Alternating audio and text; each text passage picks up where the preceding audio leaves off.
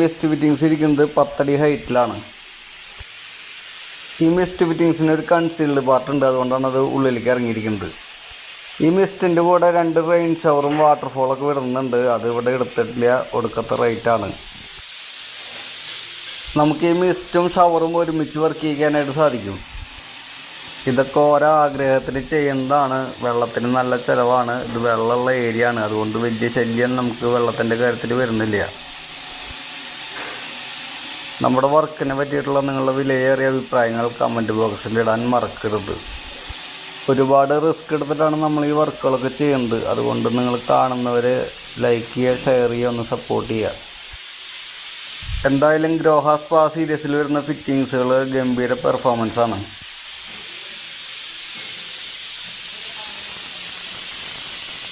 ഇനി നമുക്ക് mist of ചെയ്തിട്ട് ബോഡി ജെറ്റ് വർക്ക് ചെയ്യുന്നത് എങ്ങനെയാണെന്ന് നോക്കാം.